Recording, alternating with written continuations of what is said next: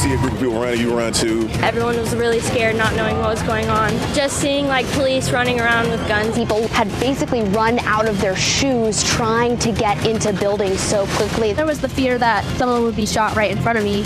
It's a lot. The anxiety here is palpable. Students say they're questioning their safety. It really seems like we can sum up the general feeling with 2 words: not again. So tired of having the same thing happen again.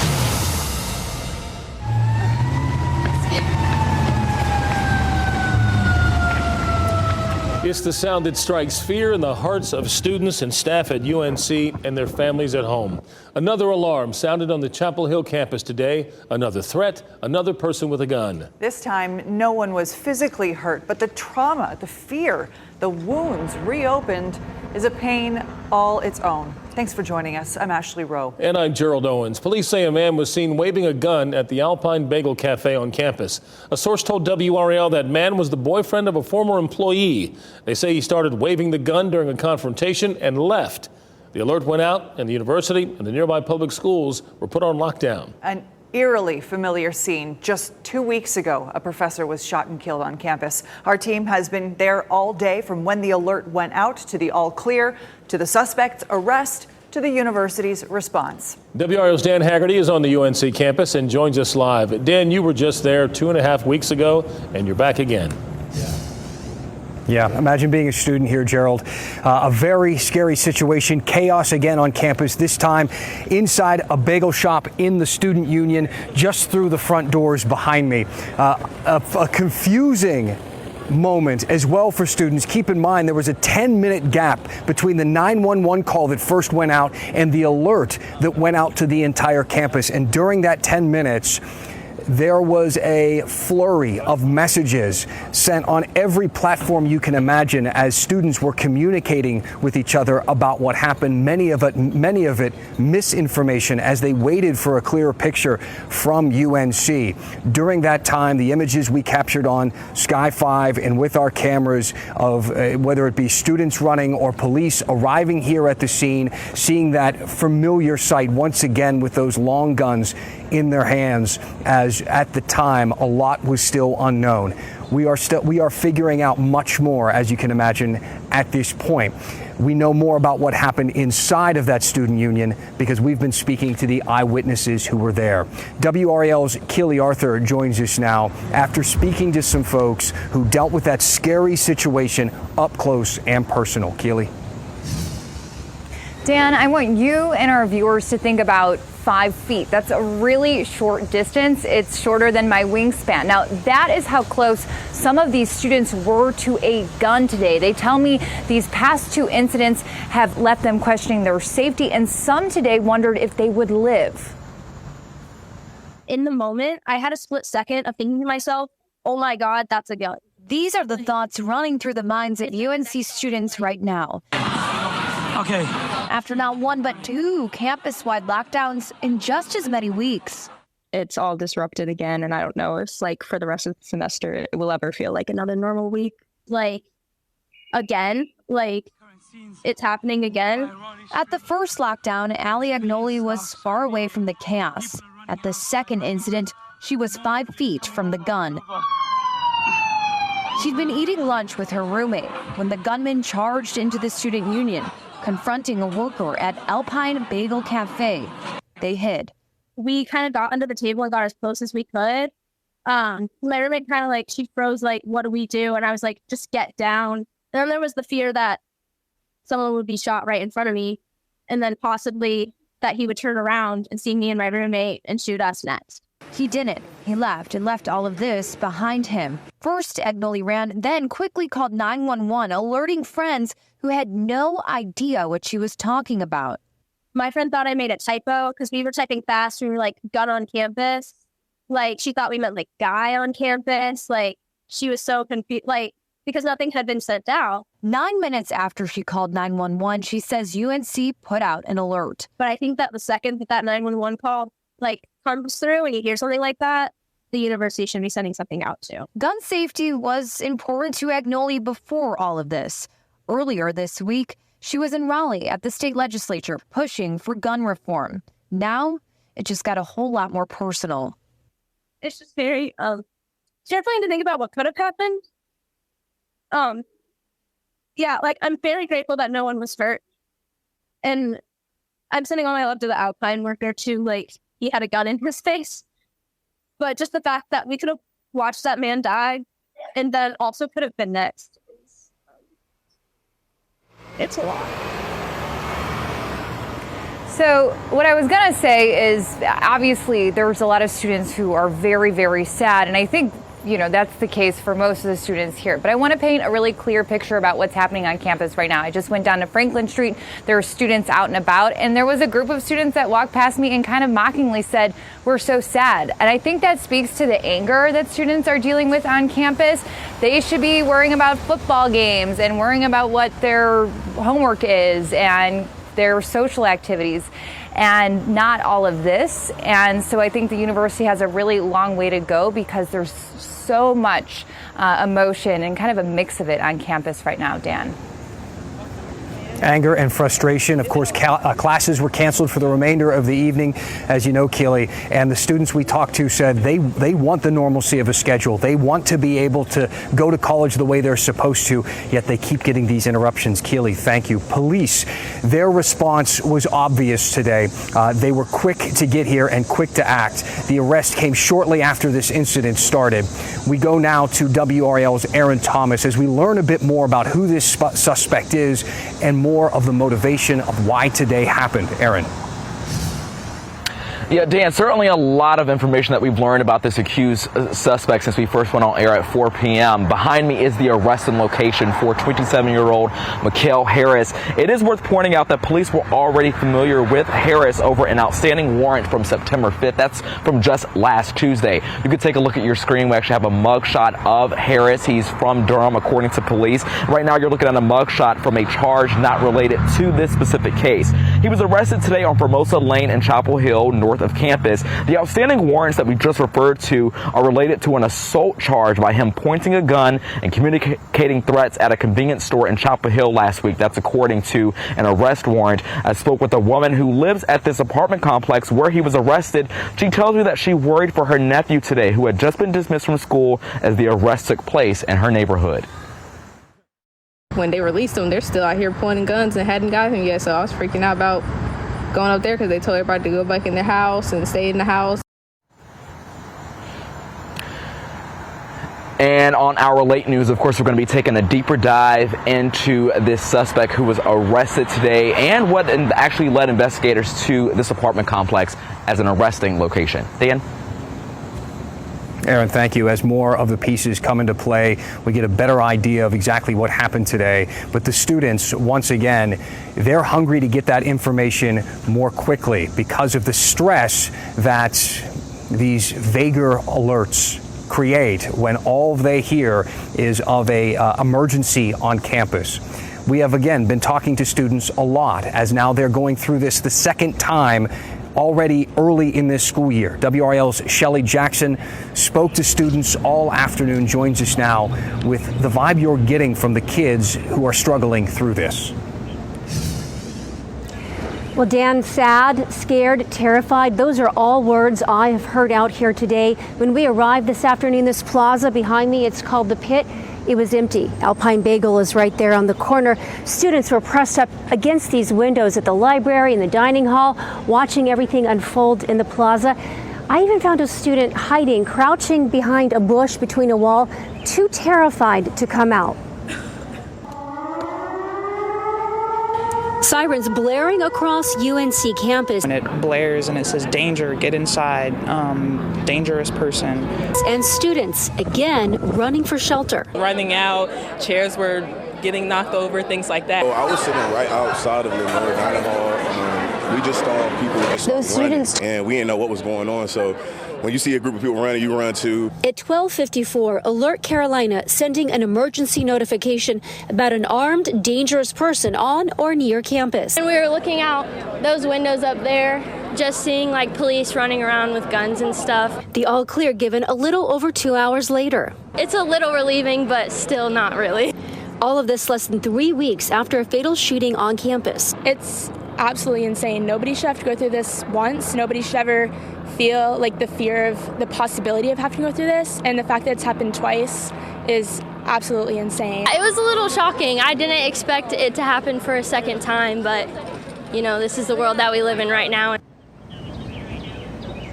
And out here on the plaza tonight, it looks like life is getting back to normal. We've seen students walking with yoga mats to yoga, students walking their dogs and heading over to the library to study. But still, the students we're talking to are stopping and saying that they are sad and frustrated they're going through this again. Dan? Obviously, Shelley, thank you so much. We appreciate that. And again, the students have a lot of questions, as does everyone else. And we will continue to ask those questions as the university and the local police and all of us try to get a handle on these incidents and the impact that they have on young people trying to learn. Ashley, Gerald. It's just so sad hearing the students say, well, this is just the world that we live in. Like as though they've just, resigned themselves to that. Yeah. Thanks, Dan.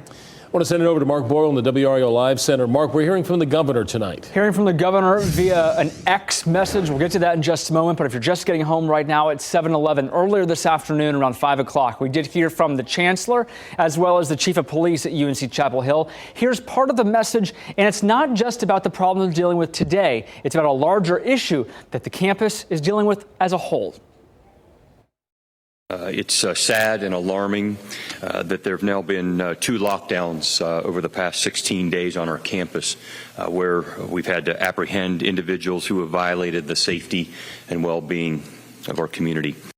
And Governor Roy Cooper talking about those 2 incidents right here. This is the message. It's a tough look to see a second lockdown only a day after some Republican leaders mocked UNC students who were protesting at the legislature demanding action on common sense gun reform.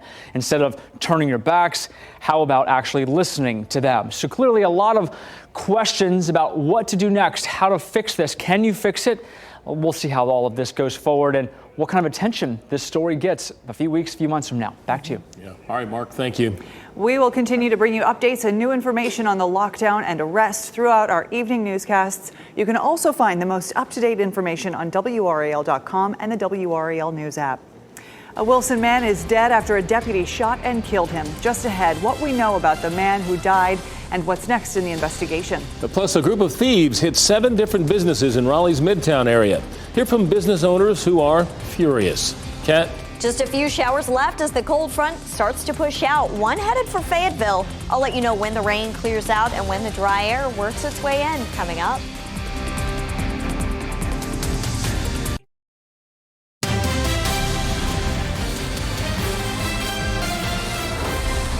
Businesses were hit by vandals and thieves last night in the Midtown area of Raleigh. They not only caused damage, but made off with all kinds of merchandise and cash. Just look at all these locations here. Watch as 2 white cars roll up outside Tobacco Max and Vapor off Old Wake Forest Road. 6 people dressed in all black file out, one using a pipe to try to bust open the door. That doesn't work, so then a driver rams a car into the building to bust the window. The vandals then scatter into the shop, stealing cash and hundreds of dollars worth of products. Yeah, I was so mad because it's just like I told you, it's nothing.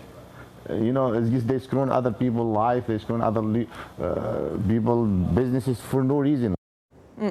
You can see here at Lagos Supermarket video of the vandals as well, causing a mess, only making out with a few cans of Coke.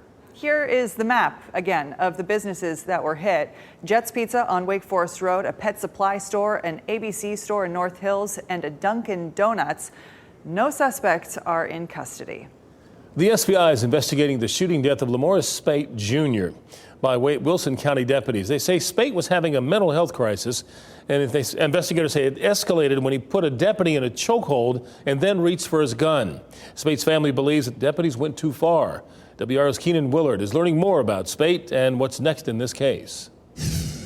James Ward says in more than 20 years coaching high school football, Lamorris Spate Jr. was one of his favorite players. A captain on the Beddingfield High School team, Spate would drive with Ward to and from school every day. This kid was just like, you had no choice but to gravitate to this kid. Quiet, run through a wall for you. He was very, very, very smart in school. The U.S. Army confirms Lamorris Spate Jr. had served in the U.S. Army Reserve since 2019. The Wilson County Sheriff's Office says on Sunday they were called to this home in the town of Saratoga, where Spate was experiencing a mental health crisis. The Sheriff's Office says deputies initially tried to de-escalate the situation, but Spate put one of the deputies in a headlock and then tried to unholster their gun. At that point, the Sheriff's Office says another deputy shot and killed Spate. It's hard to fathom that this had to be the end result. You know, that's what's hard. So that's where all my questions are at. Spate's family members confirmed to WRAL he put a deputy in a headlock, but they feel the other responders should have used other tools to de-escalate the confrontation before shooting him. Some of those who knew Spate say they feel the same. There's a lot of other ways to take care of this than killing this kid. The SBI is now investigating this deputy-involved shooting. For now, people close to the family are left trying to understand this loss. I mean, I wasn't aware of anything that they was going through mentally, emotionally like that. But, I mean, things change with people every day, and you never know what people are going through. Keenan Willard, WRAL News, Wilson. And the Wilson County Sheriff's Office hasn't said whether any of the deputies involved in the shooting have been put on leave. Here is a live look over Lake Gaston, a beautiful sunset over the water. I would just love to be out on a boat there tonight. It's going to be a nice one. Kat Campbell has your forecast. Kat? It's looking good up at Lake Gaston. Our northern counties dry. What you're seeing around Wake County, the green there, mostly just ground clutter, so not actually rain falling. A few showers mixed in Johnston County, but not as much as the radar is showing there. We do have some rain, though, in the northern part of Wayne County and some rain drifting into Fayetteville as we speak. But we just have a couple more hours left of these isolated showers because the dry air is finally coming. Our taste of fall starts tomorrow with the less humid air moving in, but it's really going to peak by the time we get to Friday. Tomorrow morning, you'll wake up to temperatures in the mid-60s. Friday morning, waking up to temperatures in the mid-50s. This is going to be some really nice weather to open up the windows at night, let some fresh air in. Saturday morning, we even get down to 53. Not entirely out of the question that Roxborough could be closer to 49 or 50 on Saturday morning. It's all thanks to this cold front that we have passing through at this hour. It will slowly continue to work its way through. And we're not going to see an instant change. Sometimes we get those fronts where temperatures drop, 10 degrees in a matter of an hour. Fun fronts like that. But this one is going to be gradual. We'll see the drier air push in. The more muggy air is in green, the drier air in gray.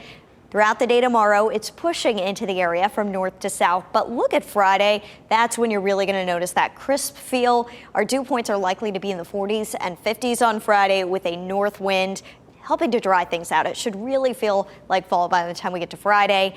In the morning at 6 a.m., we're around 56 degrees, 9 a.m., 63 on Friday. Lunchtime, it is full sunshine, 72 degrees, low humidity. Just doesn't get better than that to eat lunch outside on a Friday. And then our highs top out in the upper 70s during the afternoon. We also have some really great baseball weather. For first pitch forecast, we've got temperatures in the 70s Thursday, Friday, and Saturday. The Bulls treated to some really nice weather for tonight. It's dry there. You can see a beautiful sunset shot in the distance out of the D-BAT. A good game going on tonight, and they've got their last stretch of home games this week. For tonight's lows, temperatures dip into the low to mid 60s, taking on a comfortable feel by the time you wake up tomorrow. Beware, as we head into the weekend, we've got dangerous rip currents again at the North Carolina coast. So if you're thinking about a trip to the east, we encourage you to stay out of the water. Hurricane Lee has weakened. It's a Cat 2 storm, expected to further weaken into a Category 1 as it passes west of Bermuda on Friday morning, and eventually weakening to a strong tropical storm or weak Cat 1 hurricane by the weekend when it makes landfall close to Nova Scotia. There could be some wind issues in the New England region, so keep that in mind if you do have any flights. Cape Cod, Nantucket could see some winds gusting around hurricane force. So just be aware of that if that is involved in your travel plans. Otherwise, we've got a great 7-day forecast here locally. Some warm afternoons settle back in for the weekend. High temperatures in the mid-80s. An isolated storm possible Sunday. Next week, we've got highs in the 80s, but the humidity stays fairly low next week. Oh, beautiful weekend. Yep. Okay, Kat, thank you. Still ahead, the fight over casinos and gambling continues at the state capitol, and we still do not have a budget. Up next, the people and important issues that hang in the balance as lawmakers squabble over a deal.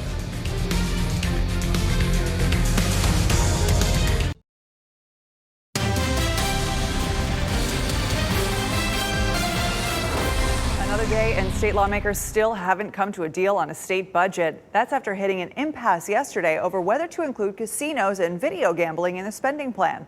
Even without a budget deal, lawmakers could technically take action to expand Medicaid or approve raises for teachers and state employees. That would help nearly 1 million people in the state who are waiting. But Republican leaders say they are not considering those options. They say the budget is a package deal and should stay that way.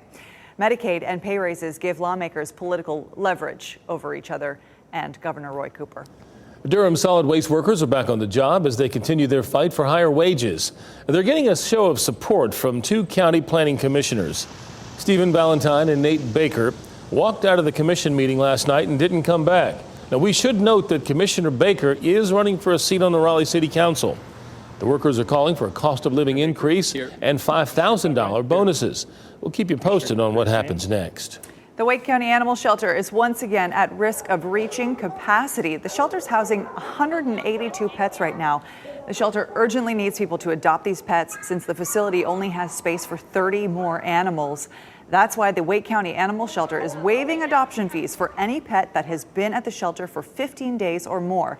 The pets are all vaccinated, microchipped, and spayed or neutered before they go to their new homes. We were just commenting on how quickly these shelters fill up with these animals. I know. Just seems like a few weeks ago we were talking about how that shelter right there may have been in a position there where they would have to euthanize an animal because they don't have the space. So it makes me think that just having 30 spots left, that'll go in no time. It's getting close, people. Yeah.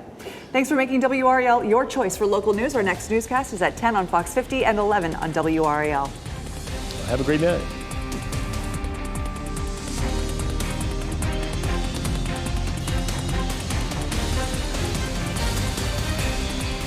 Keep watching WRAL News over the air Channel 34 and Spectrum Channel 1257.